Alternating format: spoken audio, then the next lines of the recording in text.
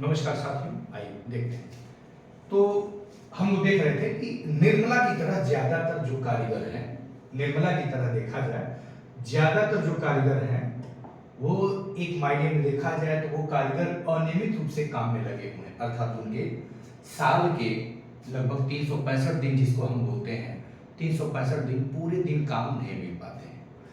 यानी कि जब मालिक को जरूरत होता है, जब मालिक को क्या होता है, मतलब उनको काम पर तभी आना होता है जब मालिक को इसकी जरूरत होती है। हमारी बात समझ, उनको रोजगार तभी मिलता है जब मालिक को बहुत सारा काम मिल जाता है, या यूं हम कहें कि फिर किसी खास मौसमों में इनको काम मिलता है, साल के बचे हुए समय में उन्हें दूसरा काम ढूंढना पड़ता है। निर्मला की तरह की नौकरियां अस्थायी नहीं होती हैं, इन्हें क्या बोलते हैं हम, अस्थायी नौकरियां बोलते हैं। इनको क्या बोलते हैं, निर्मला की तरह जो नौकरियां होती हैं, निर्मला की तरह जो नौकरियां हैं, ध्यान रखिएगा, निर्मला की तरह जो नौकरियां हैं, फिर से कर दीजिए, बड़ा कर, रुक जाइए रुक जाइए रुक जाइए।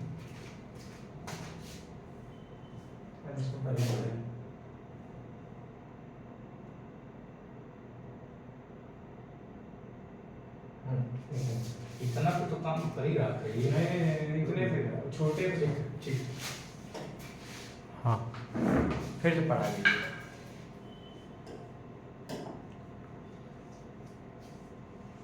यहां ध्यान रखिएगा, तो निर्मला की तरह ही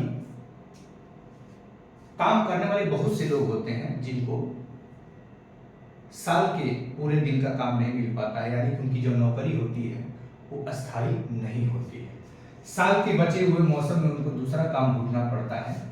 निर्मला की तरह की नौकरियां, इनको क्या कहते हैं, अस्थायी नहीं होती हैं। अगर कारीगर जो है वो अपनी तनख्वाह या परिस्थितियों के बारे में शिकायत करते हैं तो उन्हें निकाल दिया जाता है। जब शिकायत किया जाता है, अपने अधिकारों को लेकर के मांग किया जाता है, इसका मतलब श्रमिकों के अधिकारों की गारंटी नहीं की गई है। तो ध्यान से समझिएगा, श्रमिकों के अधिकारों की सुरक्षा करने वाले जो भी नियम कानून है, जैसे एक असंगठित कर्मकारों के लिए सामाजिक सुरक्षा अधिनियम 2008 में आया था, वो कई बार राज्य स्तरीय लोक सेवा आयोग में पूछा जाता है। तो इसीलिए पूछा जाता है, इनडायरेक्ट रूप से इसमें इनबिल्ट है। ध्यान रखिएगा, नौकरी की कोई सुरक्षा नहीं होती, और अगर कोई बुरा व्यवहार करे तो उनके बचाव के लिए कुछ नहीं होता है। यानी कि कुल मिला जुला करके जो नौकरी करने वाले लोग हैं वो मालिक के आशीर्वाद पे, दया पर निर्भर है। यदि मालिक या कंपनी में कोई भी उच्च स्तरीय अधिकारी जो है, या उच्च स्तर के जो एम्प्लॉई हैं जिनकी सैलरी अच्छी है, जो मुनीब हैं, जो सैलरी डिस्ट्रीब्यूट कर रहे हैं, उनसे हम अपनी बात भी नहीं रख सकते, अपने अधिकार की बात भी नहीं कर सकते हैं। यदि हम उनसे किसी भी तरीके के सही गलत पे हम प्रश्न करें तो सीधे वो धमकी देते हैं कि कंपनी में काम करना है कि नहीं, फैक्ट्री में काम करना है कि नहीं। इससे दिखता ये है कि अधिकार जो काम करने वाले कामगार मजदूर हैं वो कहीं कहीं लाचार है, और ये स्थिति किसी भी समाज के लिए ठीक नहीं माना जाता है। इसीलिए देखिए, श्रमिकों के अधिकारों की सुरक्षा करने के लिए भारत सरकार खुद श्रम मंत्रालय अलग से गठित किया। अंतर्राष्ट्रीय स्तर पे आप देखिए, अंतर्राष्ट्रीय स्तर पे भी ILO है, इंटरनेशनल लेबर ऑर्गेनाइजेशन है। और ध्यान समझिएगा, उनसे बहुत लंबे समय तक रोज काम करने की उम्मीद भी रखी जाती है। काम के घंटे बढ़ा दिया जाता है, जो कि फैक्ट्री एक्ट के तहत प्रावधान किया गया है कि इतने घंटे से ज्यादा हम काम, 8 घंटे काम के तय किए गए हैं, उसे आप काम नहीं ले सकते हैं। एक एग्जाम्पल के तौर पे यहाँ पे समझाया गया है कि उदाहरण के लिए बिजली से चलने वाले करघों की, यानी पावर लूम फैक्ट्री में मजदूर दिन और रात की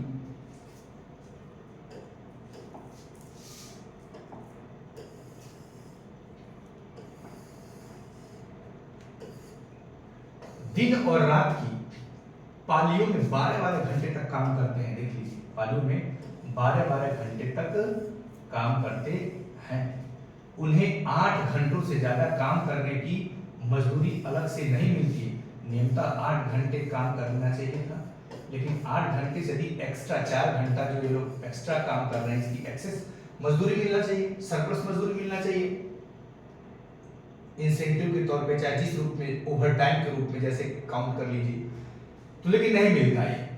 अब देखिए दफ्तर की बात क्या है। दफ्तर में मेरी मौसी सुधा विपणन प्रबंधक यानी मार्केटिंग मैनेजर है। सुधा क्या है? दफ्तर में मेरी मौसी जो है वो सुधा उनका नाम है, वो क्या है? विपणन प्रबंधक यानी मार्केटिंग मैनेजर है। उन्होंने हमें शाम 5:30 बजे से पहले 5:30 बजे से पहले अपने दफ्तर पहुंचने को कहा था। हमने सोचा कि देर न हो जाए, इसीलिए ऑटो रिक्शा ले लिया, जिसने हमें बिल्कुल समय पर पहुंचा दिया। उनका दफ्तर ऐसी जगह पर था जहां चारों तरफ बड़ी बड़ी इमारतें थी, उनमें से सैकड़ों लोग बाहर आ रहे थे। कुछ कार पार्किंग करते हुए नजर आ रहे थे, कुछ कार पार्किंग की तरफ बढ़ रहे थे और कुछ बसों की पंक्तियों की तरफ। कुछ लोग कार अपना पार्क करने जा रहे थे, इसका मतलब उस फैक्ट्री में काम करने वाले अच्छी सैलरी वाले लोग हैं, और जो लोग बस की यात्रा करने के लिए जा रहे हैं, इसका मतलब उनकी आय कम है। मौसी एक बिस्कुट बनाने वाली कंपनी में मैनेजर का काम करती है। बिस्कुट शहर के, बिस्कुट जो है शहर के कहाँ जाता है? बाहर जाता है, मुझे लगता है। बिस्कुट शहर के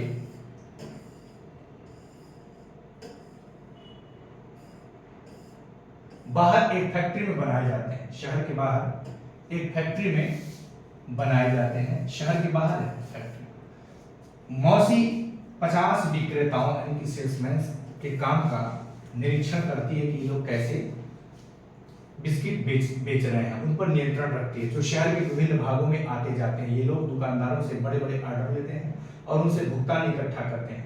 काम को सुचारू रूप से चलाने के लिए मौसी ने शहर को क्या कर दिया था? 6 भाग में बांट दिया था। ध्यान से समझिएगा, जब कार्य का बोझ बहुत ज्यादा हो जाता है तो कार्य को सुचारू रूप से संचालित रखने के लिए क्या किया जाता है? कार्य को बंटवारा किया जाता है, जिसे क्या कहते हैं? डिवीजन ऑफ लेबर कहते हैं, सम विभाजन करते हैं कहते हैं। तो काम को सुचारू रूप से चलाने के लिए मौसी ने शहर को क्या कर दिया? 6 भागों में बांट दिया। इसी तरह से देखिए प्रशासन के लिए क्या किया जाता है? जिले को तहसील में बांट दिया जाता है और तहसील को ब्लॉक में बांट दिया जाता है। और वे हर हफ्ते एक भाग के विक्रेताओं से क्या है? मिलती हैं। हर हफ्ते एक भाग के विक्रेताओं से मिलती हैं। वे उनकी प्रगति रिपोर्ट देखते हैं, कि प्रगति रिपोर्ट देखती हैं और उनकी समस्याओं पर चर्चा करती हैं कि क्या दिक्कत बेसिक आ रहा है। उनको पूरे शहर में बिक्री की योजना बनानी होती है, कैसे शहर में बिस्किट बिकेगा। अक्सर देर रात तक काम करना पड़ता है। उन्हें काम के सिलसिले में यात्राएं भी करनी पड़ती है। मौसी को नियमित तनख्वाह मिलती है। अब ध्यान दीजिएगा, मौसी को क्या मिलता है? नियमित सैलरी मिलती है, नियमित तनख्वाह मिलती है। जबकि उन कामगार मजदूरों को नियमित काम नहीं मिलता था, तो नियमित पेमेंट कैसे होगा? नियमित काम ही नहीं मिलता था, और इनको नियमित काम और नियमित तनख्वाह मिल रहा है। और वह बिस्कुट कंपनी की अस्थायी कर्मचारी, बिस्कुट कंपनी की क्या है? परमानेंट एम्प्लॉई है, अस्थायी कर्मचारी। वे यह उम्मीद रख सकती हैं कि उनकी नौकरी लंबे समय तक चलेंगी और मानसिक तौर पे संतुष्ट होकर के क्या करती हैं? अपनी सेवाओं का विस्तारण करेंगे, अपनी सेवाएं देंगी, प्रदान करेंगी। अस्थायी कर्मचारी होने के कारण, ध्यान समझिएगा, अस्थायी कर्मचारी होने के कारण उनको निम्नलिखित फायदे भी मिलते हैं। अब ये गिनाया जा रहा है यहाँ पे कि मौसी चूंकि अस्थायी कर्मचारी हैं, इस एवज में उनको कुछ फायदे भी मिलते हैं। क्या है? बुढ़ापे के लिए बचत, पैसे कटते हैं, आप जानते हैं, बुढ़ापे के लिए बचत, पीपीएफ वगैरह जो भी चीज होता है, बुढ़ापे के लिए बचत।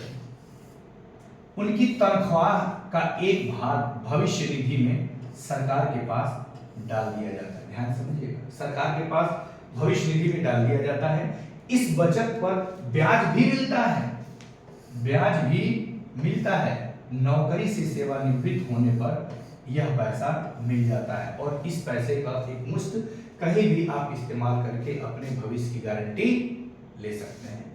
छुट्टियां, इतवार और राष्ट्रीय त्योहारों के लिए छुट्टी मिलती है, यानी हर संडे छुट्टी मिलेगा, और राष्ट्रीय त्योहारों यानी कि राजकीय अवकाशों पे आपको छुट्टियां मिलती हैं। उनको वार्षिक छुट्टी के रूप में भी कुछ दिन मिलते हैं। परिवार के लिए चिकित्सा की सुविधा कंपनी क्या करती है, परिवार के लिए अपने कर्मचारियों को एक सीमा तक उनके चिकित्सकीय खर्चा भी उठाती है, मेडिकल फैसिलिटी भी प्रोवाइड कराती है।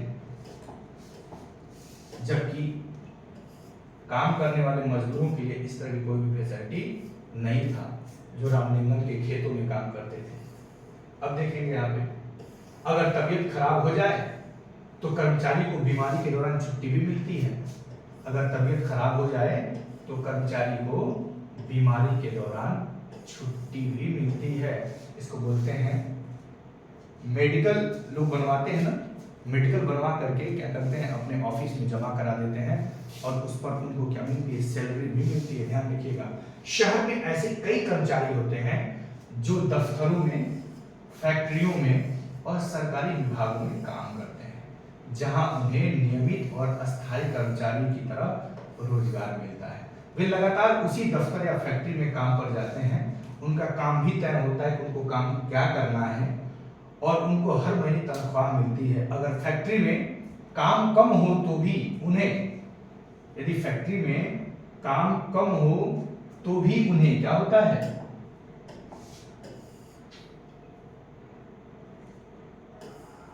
तो भी उन्हें अनियमित रूप से काम करने वाले मजदूरों की तरह निकाला नहीं जाता। यदि काम कम होता है तो भी उनको रखा जाता है, उनको सैलरी दिया जाता है। आखिर दिन खत्म हुआ और हम मौसी की कार में थकी मांदी बैठ गई, लेकिन आज बहुत मजा आया। मैंने सोचा कि कितना अच्छा है कि शहर में इतने सारे लोग इतनी तरह का काम करते हैं, वे कभी एक दूसरे से मिलते भी नहीं, मगर उनका काम उन्हें बांधता है और शहरी जीवन को बनाए रखता है। यानी कि उनका काम उनको बांधता है। साथियों, ये डिवीजन ऑफ लेबर है, श्रम विभाजन है। यह श्रम विभाजन ये क्या करता है, लोगों को आपस में एकता के सूत्र में पिरोता है, बांधता है। आ रही बात समझ में? मोदी जी एक स्कीम लाए थे कोरोना काल में। उस स्कीम का नाम था कि हमको क्या करना है, आत्मनिर्भर होना है। तो आत्मनिर्भर भारत की संकल्पना लेकर के आए थे। जबकि श्रम विभाजन समाज में परनिर्भर होने की वकालत करता है। ये दोनों एक दूसरे के बड़ा विपरीत अवधारणा है। आत्मनिर्भर भारत की संकल्पना श्रम विभाजन के संदर्भ में उपयुक्त प्रतीत नहीं होता है। कभी भी यहाँ से आईएएस में क्वेश्चन पूछा जा सकता है, मेंस में कुछ भी टेल लगा करके, करंट में कोई इश्यूज आए उसको लगा करके क्वेश्चन श्रम विभाजन से जुड़ करके पूछा जा सकता है। वो ऐसे का भी पार्ट हो सकता है, ध्यान रखिएगा। आपका जो आपकी परीक्षा में जो ऐसे पूछे जाते हैं, निबंध पूछे जाते हैं, ये अन्य किसी विषय वस्तु का नहीं होता है। ये आपके जीएस के सभी खंडों से ही बन करके आता है, निकल करके आता है। आपकी मौलिक समझ यदि अच्छी है तो निश्चित तौर पे आप काम कर ले जाएंगे।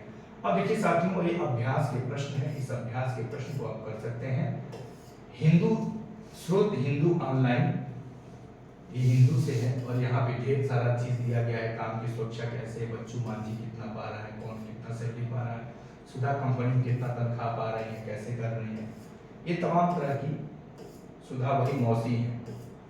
ये था साथियों एनसीईआरटी का, ये हमने क्लास 6 का 8th क्लास की एनसीईआरटी थी, 9th क्लास की एनसीईआरटी थी।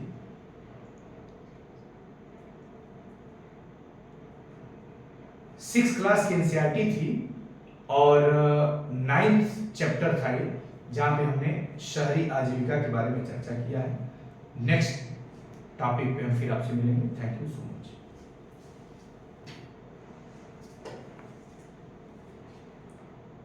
और थोड़ा छोटा कर लिए, बड़ा रहने दीजिए, दिखाई नहीं दे रहा है, बस बड़ा दिखाई नहीं देगा, कट जा रहा है यहाँ का। उसको कटने के लिए उससे नहीं मतलब, इससे ये पढ़ा रहा होगी ना, ये हमको मतलब चाहिए, हमको मतलब इससे चाहिए। हाँ राइट साथियों, ये है क्लास 7th की एनसीईआरटी और इसका हम देख रहे हैं चैप्टर 1, जिसका नाम है भारतीय लोकतंत्र में समानता। बहुत इंपॉर्टेंट है, इक्वालिटी इन इंडियन डेमोक्रेसी, भारतीय लोकतंत्र में समानता। अब देखिए यहाँ पे दिया हुआ है शिक्षकों के लिए कुछ दिया हुआ, लेकिन हम फिर इसको भी हम पढ़ते हैं, ये और जरूरी है। आइए देखते हैं इसको क्या दिया हुआ है। शिक्षकों के लिए दिया हुआ। किताब का यह खंड भारत के विशेष संदर्भ के साथ लोकतंत्र में समानता की अहम भूमिका से विद्यार्थियों का परिचय कराता है कि समानता क्या है, लोकतंत्र में समानता की भूमिका क्या है, इसका रोल क्या है, इसका इंपॉर्टेंस क्या है। भारत का संविधान समस्त नागरिकों को, भारत का संविधान समस्त नागरिकों को, ध्यान रखिएगा, भारत का संविधान समस्त नागरिकों को समानता के लिए आश्वस्त करता है। ध्यान रखिएगा, भारत का संविधान समस्त नागरिकों को, गैर नागरिकों की बात नहीं किया है, समस्त नागरिकों को समानता के लिए आश्वस्त करता है। इसके बावजूद लोगों का रोजमर्रा का जीवन समानता से कोसों दूर है। इसका मतलब यह है कि भारतीय संविधान में समस्त नागरिकों को समानता का आश्वासन तो दिया जाता है, लेकिन व्यवहारिक स्तर पे देखा जाए तो समानता संबंधी जो बात है वो अभी सफल नहीं हुआ है, अर्थात सभी को समानता का अधिकार नहीं मिल पाया है। नागरिक शास्त्र की पहले की पाठ्य पुस्तकें समानता की चर्चाओं में संविधान के प्रावधानों को दोहरा भर देती थी, पर लोगों के जीवन की वास्तविक स्थिति पर पर्याप्त ध्यान नहीं देती थी। अर्थात संवैधानिक पहलू पर जोर तो दिया जाता था कि संविधान में क्या कहा गया है, लेकिन उसके व्यवहारिक पहलू पर वास्तव में वो व्यवहारिक स्तर पे फॉलो हो रहे हैं, इंप्लीमेंट हो रहे हैं या नहीं, इस पे ध्यान नहीं दिया जाता था। यह इकाई एक अलग ढंग से समानता की चर्चा को प्रस्तुत करती है। विभिन्न समुदायों द्वारा आज भी कई प्रकार से असमानता का जो विभिन्न समुदायों के द्वारा, देखिए, विभिन्न समुदायों के द्वारा आज भी कई प्रकार से असमानता का जो व्यवहार किया जाता है और भोगा जाता है, उनके माध्यम से समानता की जरूरत को इसमें उभारा जाएगा। आगे बात समझ में। पहला अध्याय विद्यार्थियों को कांता, ओम प्रकाश, वाल्मीकि और अंसारी दंपति से मिलवाता है। पहला अध्याय क्या करेगा, विद्यार्थियों को कांता नाम के एक पर्सनालिटी, ओम प्रकाश नाम के एक पर्सनालिटी और वाल्मीकि नाम के एक पर्सनालिटी और अंसारी दंपति से मिलवाता है, जिन्होंने अलग अलग तरह से असमानता का अनुभव किया है। इनके अनुभवों के जरिए हम मानवीय गरिमा की अवधारणा का परिचय दे रहे हैं। देखिए, मानवीय गरिमा की अवधारणा का परिचय दे रहे हैं। असमानताओं को दूर करने के लिए जरूरी कानून और नीतियां बनाने में सरकार की भूमिका की चर्चा हम दिखाने के लिए कर रहे हैं कि मौजूदा असमानता जो है उसको मिटाने की प्रतिबद्धता सरकार के काम का एक बड़ा हिस्सा है। यानी कि सरकार की जिम्मेदारी है कि मौजूदा असमानता कैसे मिटेगा, इसको मिटाने की प्रतिबद्धता सरकार के काम का एक बड़ा हिस्सा है। इस अध्याय में हम संक्षिप्त रूप से संयुक्त राज्य अमेरिका में असमानता के मुद्दे को भी देखते हैं और यह स्पष्ट कर रहे हैं कि असमानता एक विश्वव्यापी मुद्दा है। ध्यान दीजिएगा, असमानता क्या है, एक विश्वव्यापी मुद्दा है। यह अलग बात है कि विश्व के किसी एक हिस्से में असमानता प्रजाति स्तर पे हो सकता है, कहीं लिंग आधारित असमानता हो सकता है, कहीं जाति आधारित असमानता हो सकता है, कहीं धर्म आधारित असमानता हो सकता है, कहीं क्षेत्र आधारित असमानता हो सकता है, कहीं रंग भेद आधारित असमानता हो सकता है और कई लोकतांत्रिक देशों में भी देखने को मिलता है, जैसे कि दक्षिण अफ्रीका में मिलता है, देखने को मिलता है।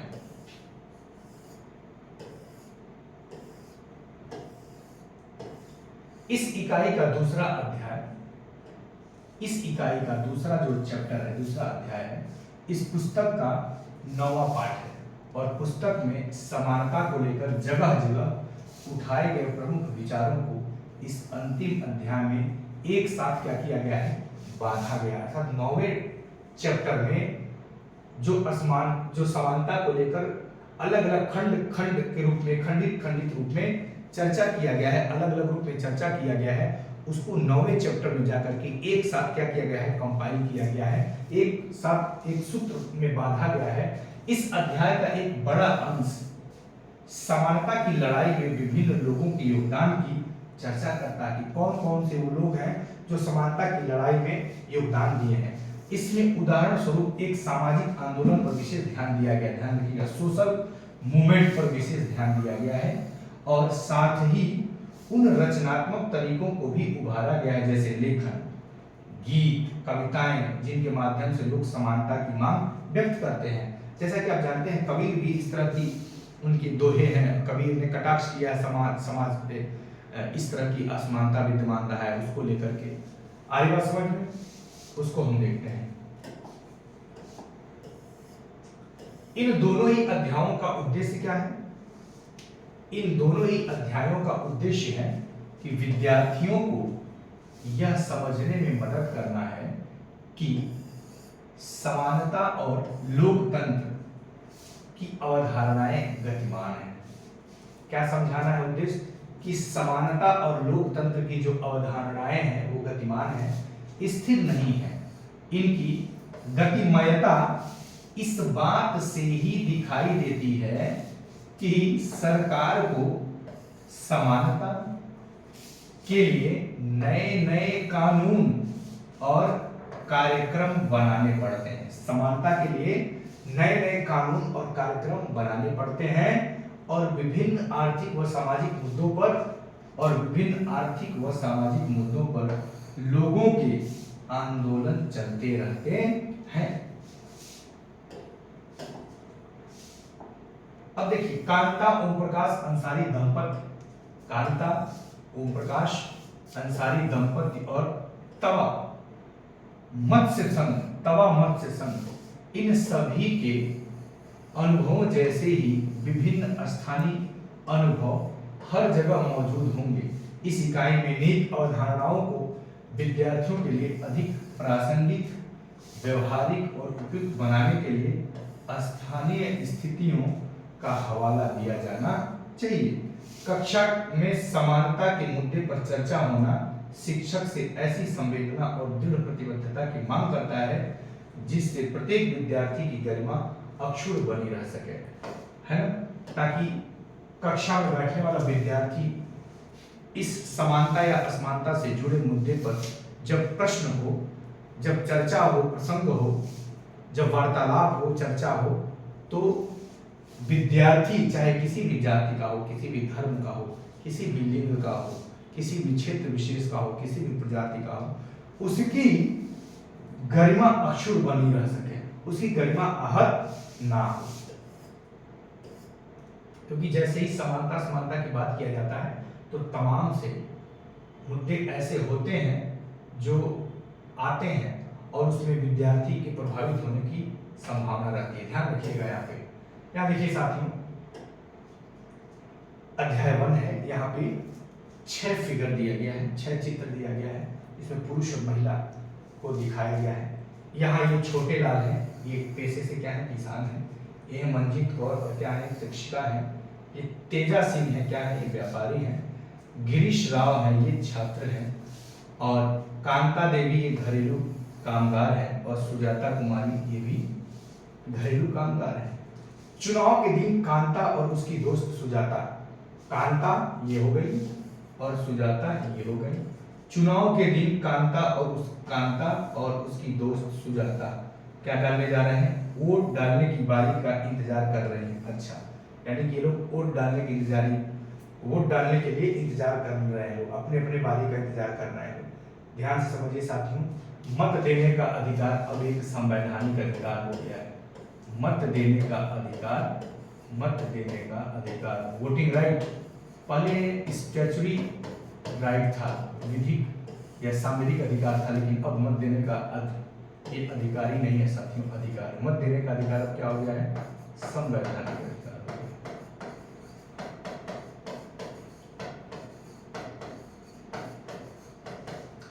संवैधानिक अधिकार, ध्यान समझिए। आगे बात समझ में,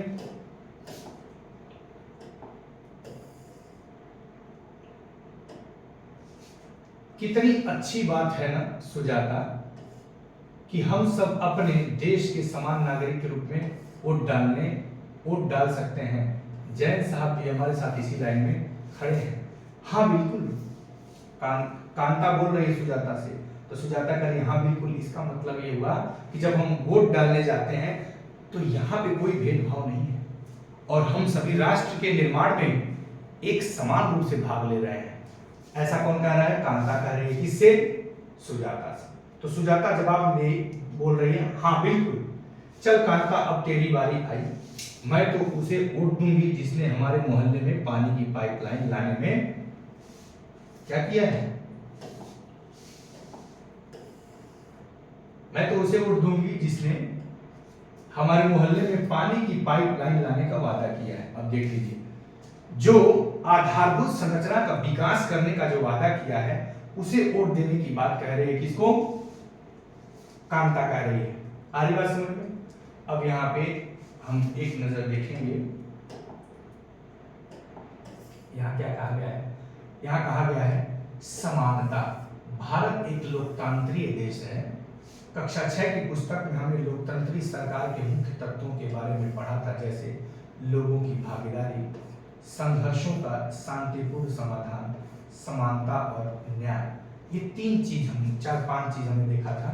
समानता लोकतंत्र की मुख्य विशेषता है और इसकी कार्यप्रणाली के सभी पहलुओं को प्रभावित करती है। कौन? समानता।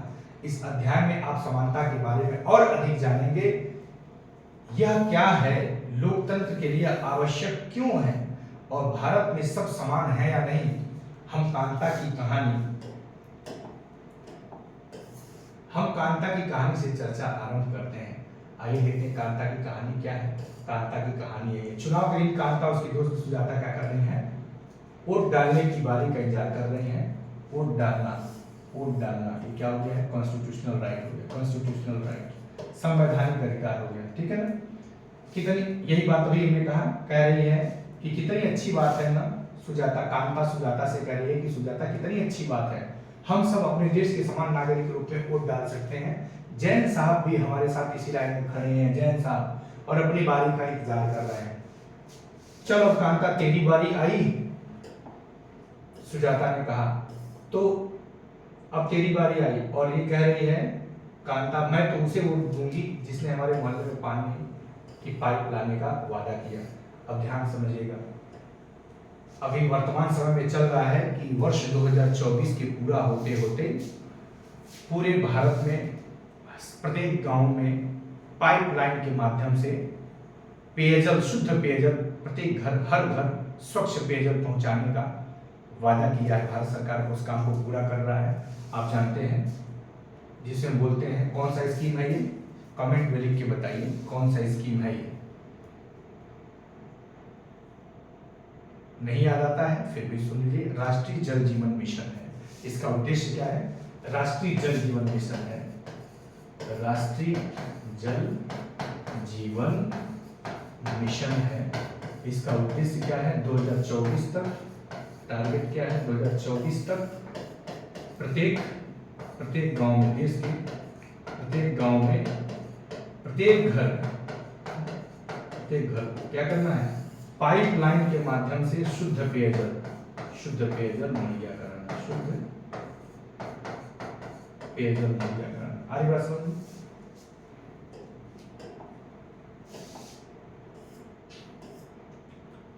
अब यहां देखिए कुछ फिगर बना हुआ है।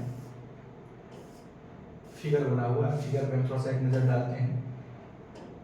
अब्दुल रहमान कारीगर हैं, शबनम बानो गृहिणी है, ग्रेसी लैलेंग परामर्शदाता है, आइजैक लैलेंग सरकारी अधिकारी हैं, रुखसाना मिर्जा मीडिया कर्मी है, योगराज ए बेरोजगार है, अशोक जैन उद्योगपति हैं। अब देखिए ये लोग कैसे कतार में एक लाइन में खड़े हैं लोग। कुछ देर बाद,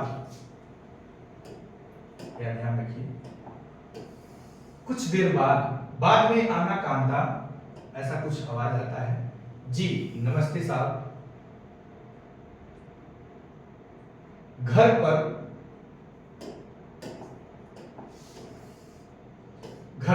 ले यह पी ले, कुछ अच्छा लगेगा तुझे, और मैं जब शाम को लौटूंगी तो अपन अस्पताल चलेंगे, ठीक। इसका मतलब कोई बीमार है, यहाँ पे दिख रहा है और ये फिगर दिख रहा है। जी नमस्ते साहब, बाद में आना कांता। कुछ देर बाद ऐसा होता है। फिर गुड़िया बुखार में पड़ी है, उसको बुखार हो गया है और उसे अस्पताल लेकर जाना है। पर पहले साहब घर का काम पर आऊं और उनसे कुछ पैसे उधार ले आऊं। साहब उधर काम करने जाती है, घर पर ये सब बातें हो जाती हैं। फिर गुड़िया बार बार बीमार नहीं पड़ेगी तो और क्या होगा, इस बस्ती में तो सभी कभी साफ सफाई होती ही नहीं। ये सब बातें निकल करके आ रही हैं। अब यहाँ पे आता है कि कोनों को अच्छे से साफ करना, एक काम करने गई, साफ सफाई कर रही है। कांता ये ले तेरे पैसे, पर पहले से पैसे मांगने की आदत मत बना, समझी? जी मैडम मैं नहीं बनाऊंगी। यानी तो कांता को जहां काम करती थी वहां से इसको पैसा मिल गया। उस शाम को बस जरा सी देर और बेटी, जैन मैडम और जैन साहब वोट डालने के लिए लाइन में भले ही खड़े रहे हों, पर अपने बच्चों के इलाज के लिए उन्हें लाइन में नहीं लगना पड़ता है। आरी बात समझ में? क्योंकि वो इलाज कराने कहाँ जाते हैं? प्राइवेट हॉस्पिटल में जाते हैं, निजी हॉस्पिटल में जाते हैं, प्राइवेट हॉस्पिटल जाते हैं। और कांता कहाँ जाती है इलाज कराने? सरकारी अस्पताल में जाती है, जहाँ बहुत ज्यादा भीड़ भाड़ होता है। अब देखिए, आपके विचार से समानता के बारे में शंका करने के लिए कांता के पास क्या पर्याप्त कारण है? उपयुक्त कहानी के आधार पर उसके ऐसा सोचने के 3 कारण बताइए। यहाँ पे ध्यान दीजिए, मताधिकार की समानता। अब इस कहानी को हम पढ़ रहे हैं यहाँ से, कांता को शुरू करके मताधिकार की समानता से। कहानी क्या कहती है? यहाँ पे कहानी का प्रारंभ कांता के वोट देने की लाइन में खड़े होने से होता है। यानी कांता जब वोट देने के लिए लाइन में खड़ी होती है, वहीं से इस कहानी का प्रारंभ होता है। पुनः उन विभिन्न लोगों की ओर देखो, वो जो लोग उनके साथ लाइन में खड़े हैं, विभिन्न लोगों की ओर देखो जो उसके साथ लाइन में खड़े हैं। कांता अपने मालिक अशोक जैन को पहचान लेती है कि यार देखो जैन साहब भी हमारे पीछे लाइन में लगे हैं, और अपने पड़ोसी छोटे लाल को भी देखती है। भारत जैसे एक लोकतंत्री देश में सब वयस्कों को मत देने का अधिकार है। ध्यान से समझिएगा, 18 वर्ष का कोई भी युवक हो, चाहे वो लड़का हो या लड़की हो, मत देने का अधिकारी होता है, वो वोट डाल सकता है अपना। आरी बात समझ में? 61वें संविधान संशोधन अधिनियम के द्वारा पहले 21 वर्ष था, उसको घटा करके 18 वर्ष कर दिया गया था। वयस्कों को मत देने का अधिकार है, चाहे उनका धर्म कोई भी हो, चाहे हिंदू धर्म के हो, इस्लाम के हो, कोई भी हो, शिक्षा का स्तर या जाति कुछ भी हो, वो पढ़ा लिखा हो, वो पढ़ा लिखा ना हो, निरक्षर हो तो भी वोट डालने का उसको अधिकार है। उतना ही अधिकार है जितना एक IAS PCS अधिकारी को अधिकार है। वे गरीब हो या अमीर हो, इसे जैसा कि आप पिछले वर्ष की पुस्तक में पढ़ चुके हैं, सार्वभौमिक वयस्क मताधिकार कहा जाता है, यूनिवर्सल वोटिंग राइट कहा जाता है, एडल्ट वोटिंग राइट कहा जाता है। और यह सभी लोकतंत्रों का आवश्यक पहलू है। लोकतंत्र का, चाहे कोई भी लोकतंत्र हो, चाहे संसदीय लोकतंत्र हो या लोकतंत्र का कोई भी प्रकार हो, जहां राष्ट्रपति प्रणाली हो, लोकतंत्र यदि है तो वहां सार्वभौमिक वयस्क मताधिकार होगा। ये सभी लोकतंत्रों की आवश्यक गुण है, आवश्यक तत्व है, पहलू है। ध्यान समझिएगा। अब आता है सार्वभौमिक वयस्क मताधिकार का विचार समानता के विचार पर आधारित है। सार्वभौमिक वयस्क मताधिकार का विचार किस पर आधारित है? समानता के विचार पर आधारित है। क्योंकि अब ध्यान समझिएगा, यहां से कथन कारण का प्रश्न आपके प्रीलिम्स में बन सकता है, IAS और PCS में, कि सार्वभौमिक वयस्क मताधिकार का विचार समानता के विचार पर आधारित है, क्योंकि यह घोषित करता है कि देश का हर वयस्क स्त्री या पुरुष, चाहे उसका आर्थिक स्तर जाति कुछ भी क्यों न हो, एक वोट का हकदार है। आए प्रश्न थोड़ा सा एक नजर यदि हम इस पे डालें तो यहां से बड़ा सुंदर सा प्रश्न बन जाएगा। सार्वभौमिक वयस्क मताधिकार का विचार समानता के विचार पर आधारित है। सार्वभौमिक वयस्क मताधिकार का विचार समानता के विचार पर आधारित है, क्योंकि यह घोषित करता है कि देश का हर वयस्क स्त्री अवलिक पुरुष, चाहे उसका आर्थिक स्तर या जाति कुछ भी क्यों न हो, एक वोट का हकदार है। यही वो लाइन है साथियों जहां से परीक्षा में आपके कथन व कारण से संबंधित प्रश्न बन सकते हैं। कैसे प्रश्न बनेंगे साथियों? यहां से कथन बन जाएगा। कथन ए कि सार्वभौमिक वयस्क मताधिकार का विचार समानता के विचार पर आधारित है और ये कारण बन जाएगा आर कि यह घोषित करता है, कौन, सार्वभौमिक वयस्क मताधिकार घोषित करता है कि देश का हर वयस्क स्त्री या पुरुष, चाहे उसका आर्थिक स्तर या जाति कुछ भी क्यों न हो, एक वोट का हकदार है। कांता वोट देने के लिए बहुत उत्सुक है। कांता क्या है? वोट देने के लिए बहुत उत्सुक है और यह देखकर बहुत खुश है कि वह अन्य सबके बराबर है।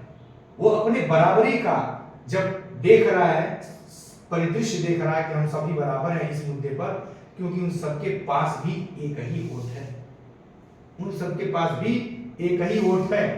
परंतु जैसे जैसे दिन बीतता जाता है, ध्यान समझिएगा, परंतु जैसे जैसे दिन बीतता जाता है, कांता के मन में समानता के वास्तविक अर्थ के बारे में शंका होने लगता है। समानता के वास्तविक अर्थ के बारे में शंका यानी डाउट होने लगती है। वह क्या बात है जिसने कांता के मन में शंका पैदा कर दी? आओ उसके जीवन की दिनचर्या को देखते हैं। वह एक झोपड़पट्टी में रहती है। कहाँ रहती है? झोपड़पट्टी में रहती है और उसके घर के पीछे एक नाला है, अर्थात आप जानते हैं कहाँ रहती है? गंदी बस्तियों में कांता रहती है। उसकी बेटी बीमार है, परंतु वह अपने काम से एक दिन की भी छुट्टी नहीं ले सकती, क्योंकि उसे अपने मालिक से बच्ची को डॉक्टर के पास ले जाने के लिए उस पैसे उधार लेने हैं। अर्थात यदि घर पर बैठ जाती, काम नहीं करती, तो मुझे लगता है कि शायद उसके मन में डाउट हो रहा है कि यदि हम नहीं जाएंगे काम पे तो वो पैसे नहीं देगी इलाज के लिए। ध्यान दीजिएगा, यहाँ पे घरेलू काम की नौकरी उसे थका देती है और अंततः उसके दिन की समाप्ति फिर लंबी लाइन में खड़े होकर होती है। सरकारी अस्पताल के सामने, देखिए, सरकारी अस्पताल के सामने लगी यह लाइन, सरकारी अस्पताल के सामने लगी यह लाइन उस लाइन से भिन्न है जिसमें वह सुबह लगी थी। सुबह किसमें लगी थी?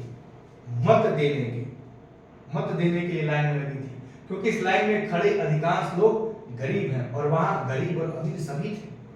तो उसके मन में क्या आया? क्योंकि इस लाइन में खड़े अधिकांश लोग गरीब थे, इसका मतलब गरीबों को लाइन में लगना पड़ रहा है। इसके मन में शंका उत्पन्न हुआ कि हमारे साथ असमानता है, समानता नहीं है और गरीब लोगों को लंबी लाइन लगानी पड़ रही है। आपके विचार से समानता के बारे में शंका करने के लिए कांता के पास क्या पर्याप्त कारण है? क्यों समानता के बारे में शंका कर रही है? आपको लग रहा है एक तो वो सरकारी अस्पताल और निजी अस्पताल को लेकर असमानता उसके मन में आ गया, आरी बात समझ में। दूसरी बात क्या है उसके दिमाग में आया? कांता के पास क्या पर्याप्त कारण है कि उसके मन में डाउट ये था कि हमें बेटी उनकी बीमार पड़ गई है, तो बीमारी की वजह से इलाज कराना है, पैसे नहीं मिलेंगे। यदि उनके वहां काम करने नहीं गई तो पैसे नहीं मिलेंगे और पैसे नहीं मिलेंगे तो इलाज कैसे कराएगी, ट्रीटमेंट कैसे कराएगी। यहाँ एक बात उसके मन में आता है कि हमें सरकारी कर्मचारियों की भांति, हमें सरकारी कर्मचारियों की तरह हमें छुट्टी नहीं मिल पाता है। आ रही बात समझ में? यहाँ ध्यान रखिए।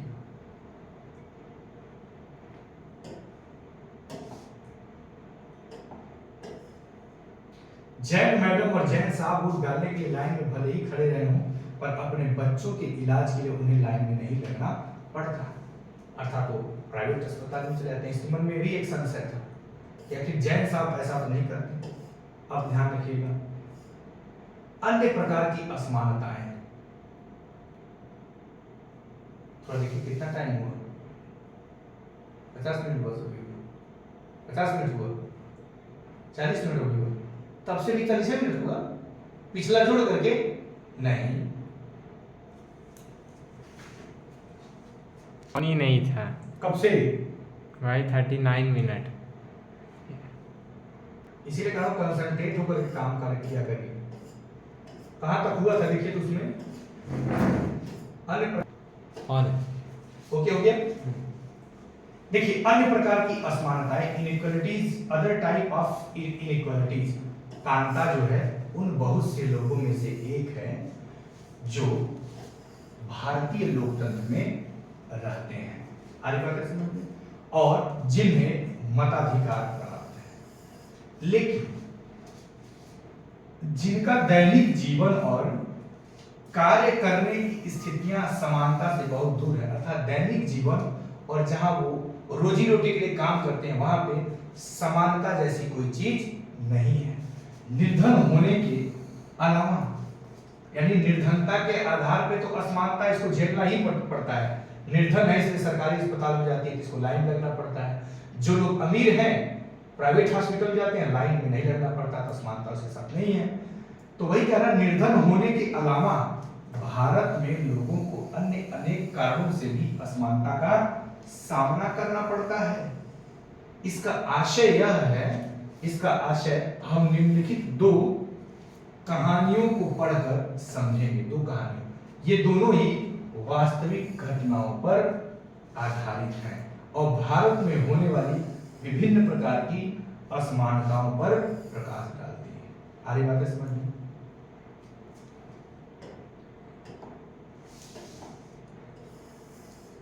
देखो, भारत में सामान्यतः प्रचलित असमानताओं में से एक है, भारत में सामान्यतः प्रचलित असमानताओं में से एक है जातिगत व्यवस्था। आप जानते हैं जाति के आधार पर असमानताएं समाज में विद्यमान है। पहले तो हम समझेंगे कि वास्तव में जाति व्यवस्था मूलतः जो है, ये जो बनाया गया था, इसका दो ही मकसद था, दो उद्देश्य था। एक सामाजिक सुरक्षा और दूसरा था स्किल आधारित कौशल, स्किल आधारित व्यवस्था, ताकि व्यक्ति एक किसी परंपरागत पेशे के बारे में उसे उचित शिक्षा प्रशिक्षण मिल जाए और उस हुनर को सीख जाए ताकि उसकी रोजी रोटी की समस्या न हो। किंतु आज के इस वर्तमान सिनारियो में सामाजिक सुरक्षा का कार्य राज्य नामक संस्था कर रही है, पुलिस कर रही है, कोर्ट कचहरी थाना है जो हमें पर्याप्त सामाजिक सुरक्षा दे रही है, राज्य नामक संस्था दे रही है, सरकार दे रही है, और स्किल आधारित कौशल आधारित व्यवस्था यूनिवर्सिटीज में हो रही है।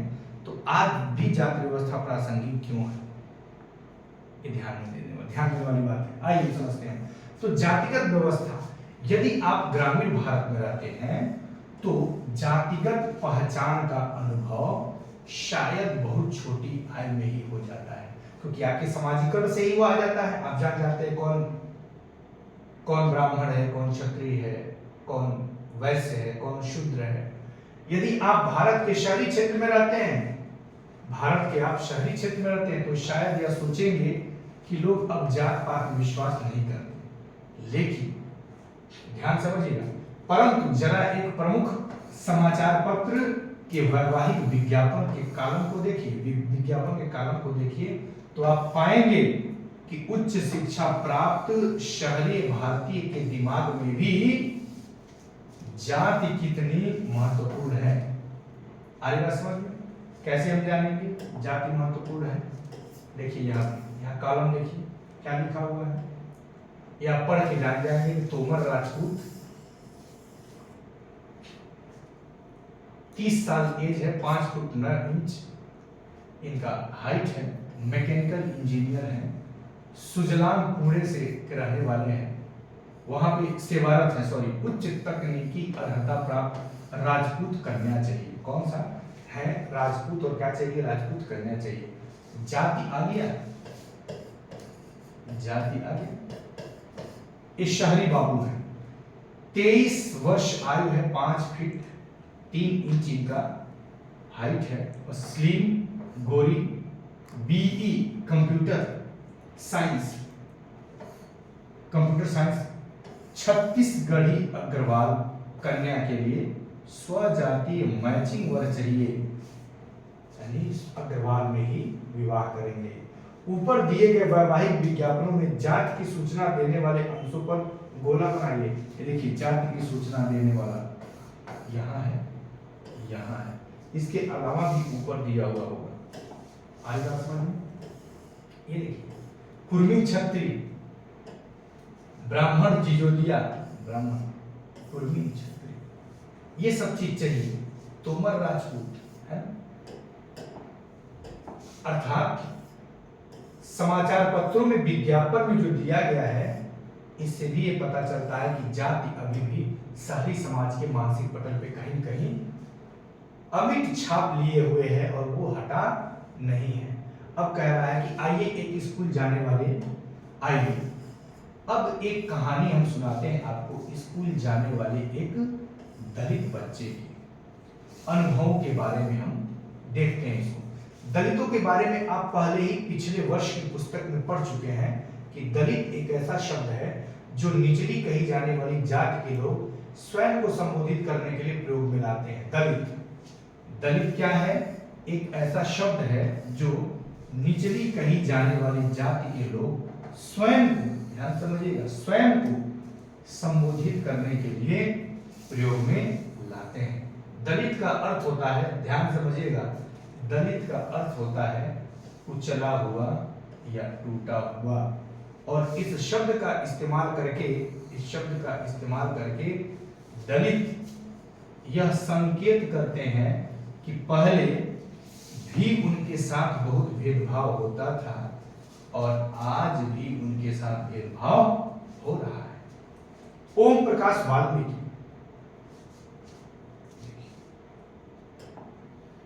ओम प्रकाश वाल्मीकि भी ये दलित वर्ग में आते हैं, नीची जातियों में आते हैं। ओम प्रकाश वाल्मीकि एक प्रसिद्ध क्या है?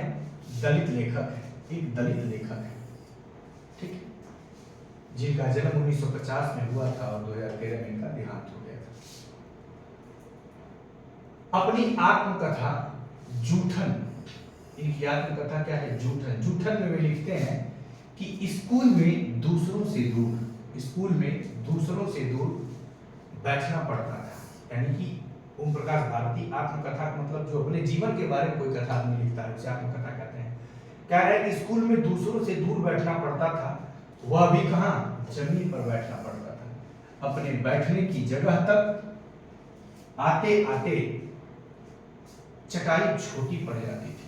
कभी कभी तो एकदम पीछे दरवाजे के पास बैठना पड़ता था, जहां से बोर्ड पर लिखे अक्षर धुंधले दिखते थे। कभी कभी बिना कारण पिटाई भी कर देते थे। जब वे कक्षा 4 में थे, प्रधानाध्यापक ने ओम प्रकाश से स्कूल और खेल के मैदान में झाड़ू लगाने को कह दिया। वे लिखते हैं, लंबा चौड़ा मैदान मेरे वजूद से कई गुना बड़ा था, जिसे साफ करने से मेरी कमर दर्द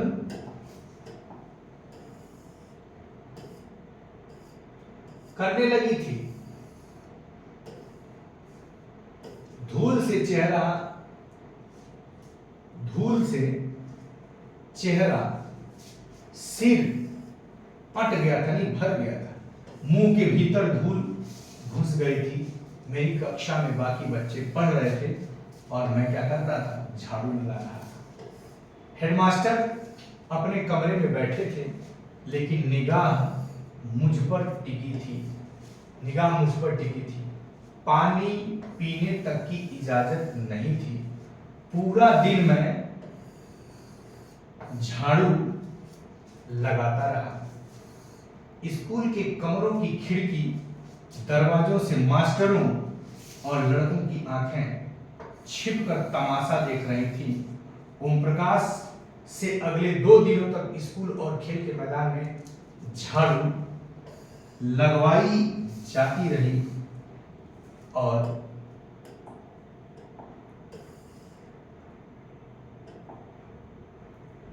यह क्रम तभी रुका जब उधर से गुजरते हुए उसके पिता ने अपने बेटे को झाड़ू लगाते देखा। उन्होंने शिक्षकों का साहसपूर्वक सामना किया और ओम प्रकाश का हाथ पकड़कर स्कूल से बाहर जाते हुए ऊंचे स्वर में सबको सुनाते हुए कहा, मास्टर हो इसलिए जा रहा हूं, पर इतना याद रखिए मास्टर, यूं यही पढ़ेगा इसी मदरसे में, और यूं ही नहीं इसके बाद और भी आएंगे पढ़ने को, यानी कि और भी यहाँ पे पढ़ने आएंगे। यानी कि देखिए यहाँ पे उस दलित बच्चे के साथ क्या हुआ, भेदभाव किया गया। कहाँ पे, मदरसे की बात है, मदरसे में।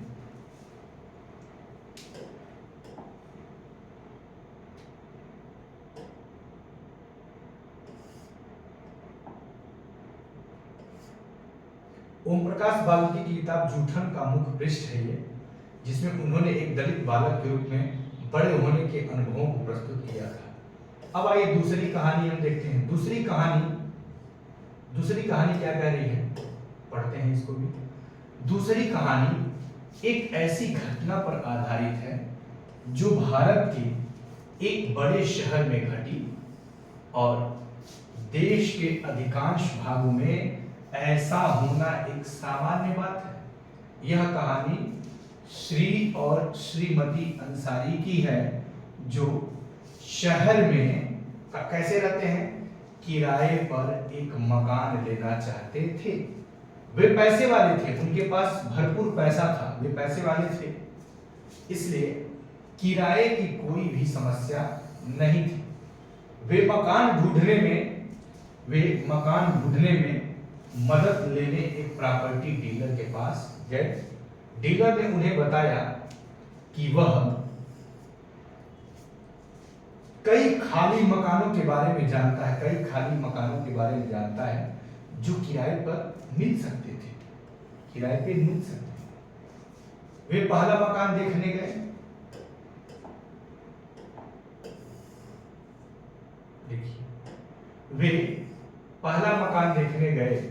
अंसारी दंपति को मकान बहुत ही अच्छा लगा और उन्होंने मकान लेने का निर्णय कर लिया। फिर जब मकान मालिकिन ने उनके नाम सुने तो वे बहाने बनाने लगी, अर्थात कि एक धर्म विशेष के लोगों ने क्या किया, बुरा बर्ताव किया और धर्म के बहाने उनको कमरा देने से मना कर दिया। बनाने लगी कि वो मांसाहारी लोगों को मकान नहीं दे सकती। हमारे मकान मालिक भी मांसाहारी लोगों को मकान नहीं देते हैं, जहां हम रहते हैं वो मांसाहारी लोगों को मकान नहीं दे सकती, क्योंकि उस बिल्डिंग में कोई भी मांसाहारी व्यक्ति निवास नहीं करता है। धर्म विशेष का मैटर हो सकता है। प्रॉपर्टी डीलर और अंसारी दंपति दोनों ही यह सुनकर आश्चर्यचकित रह गए, क्योंकि पड़ोस से मछली पकाने की गंध आ रही थी। उनके सामने उन दूसरे और तीसरे मकानों में भी जो उन्हें पसंद आए थे, यही बहाना बनाकर दोहराया गया। अंत में प्रॉपर्टी डीलर ने सुझाव दिया कि क्या वे अपना नाम बदलकर श्री और श्रीमती कुमार रखना चाहेंगे। प्रॉपर्टी डीलर देखिए पैसे के वास्ते क्या कर रहा है, उनको नाम बदलने का सुझाव दे रहा है कि अपना नाम बदल लीजिए और क्या रख लीजिए, श्री और श्रीमती कुमार रख लीजिए। अंसारी दंपति ऐसा करने के इच्छुक बिल्कुल नहीं थे, इसलिए उन्होंने कुछ और मकान भी किराए पर देखने का निश्चय किया। अंत में लगभग 1 महीने ढूंढने के बाद उन्हें एक मकान मालकिन मिली, जो उन्हें किराए पे मकान देने के लिए तैयार हो गई थी। आइए देखते हैं।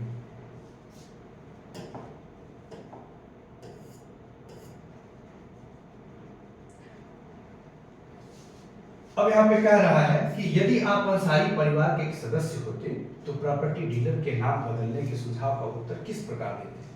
क्या आपको अपने जीवन की कोई ऐसी घटना याद है जब आपकी गरिमा को चोट पहुंची हो? आपको उस समय कैसा महसूस हुआ था? निश्चित तौर पे ऐसा होता है। अब देखिए, मानवीय गरिमा का मूल्य क्या होता है, इसको हम समझते हैं। मानव होने के नाते इस मानवीय गरिमा का ख्याल रखना पड़ता है। ध्यान दीजिए, जब आपके साथ भेदभाव होता है तब ये याद आता है मानवीय गरिमा का मूल्य।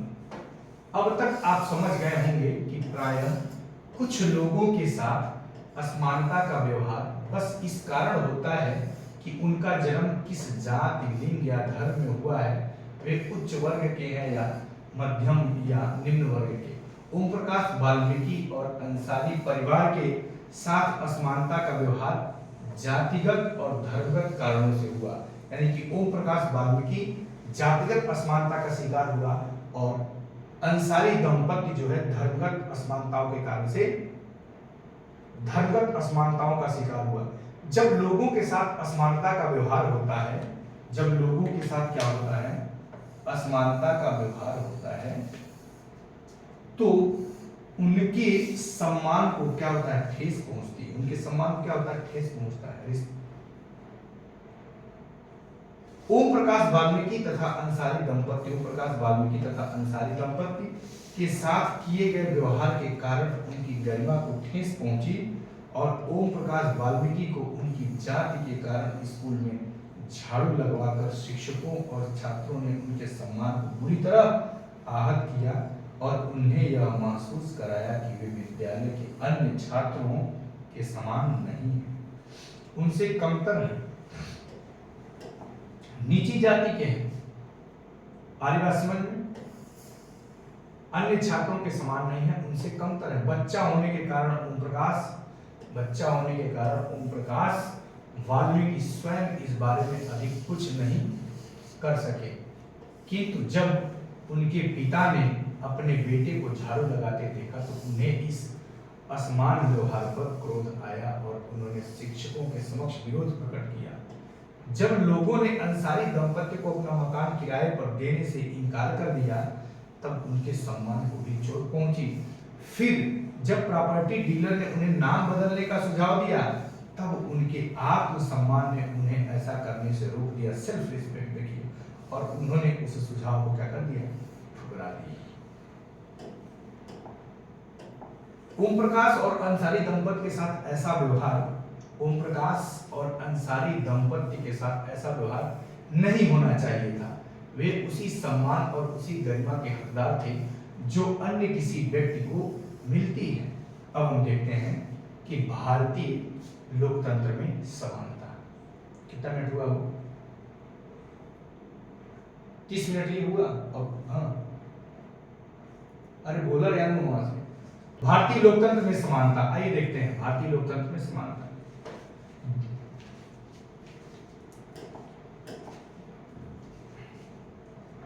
भारतीय लोकतंत्र में समानता। भारतीय संविधान सब व्यक्तियों को समान मानता है।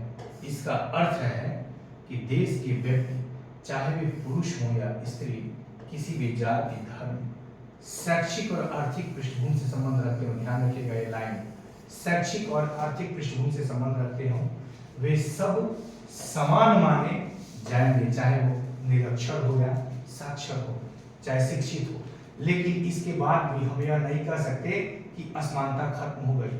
संविधान में व्यवस्था तो कर दिया गया, लेकिन इसके बावजूद भी असमानता खत्म हो गई, हम यह नहीं कह सकते। यह खत्म नहीं हुई है, लेकिन फिर भी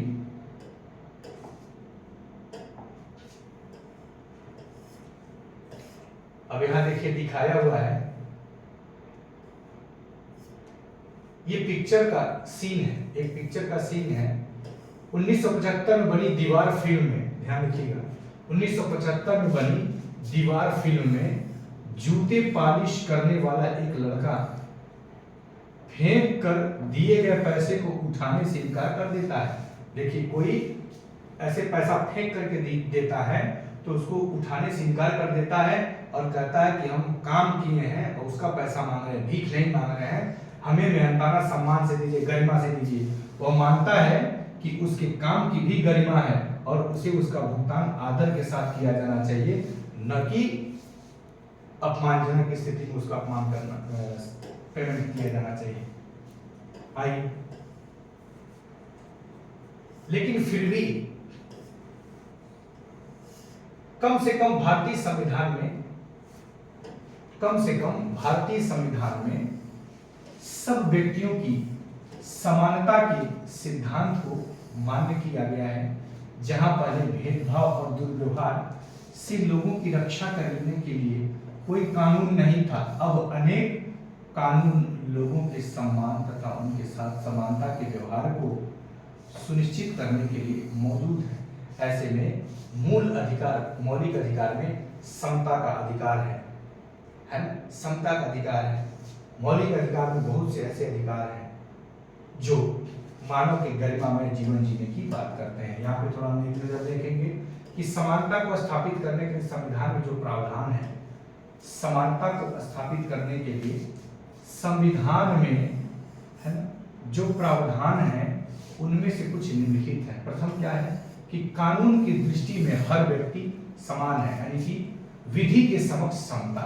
क्या हो जाता है? विधि के समक्ष समता, विधि के समक्ष समता।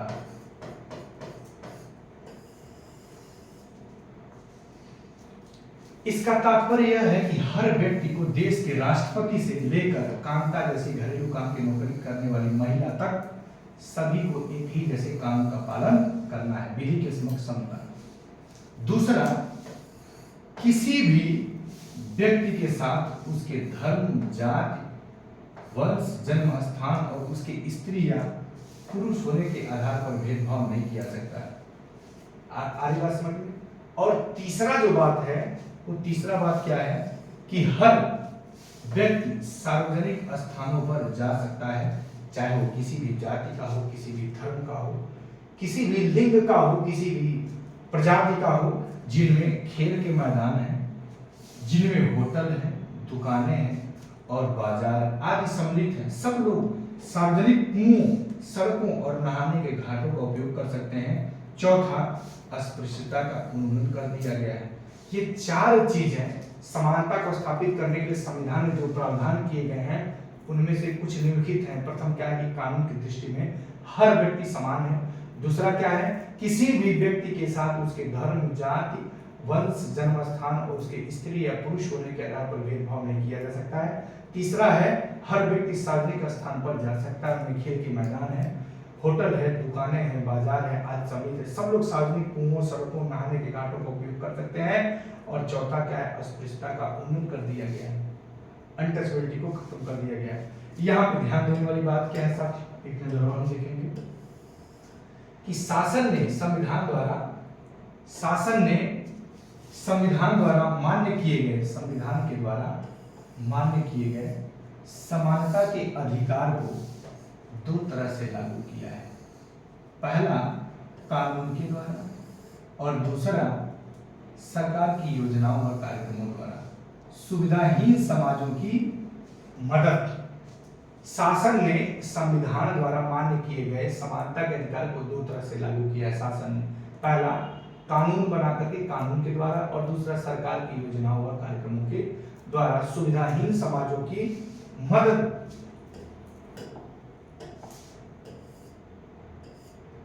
करके भारत में ऐसे अनेक कानून हैं जो व्यक्ति के समान व्यवहार प्राप्त करने के अधिकार की रक्षा करते हैं।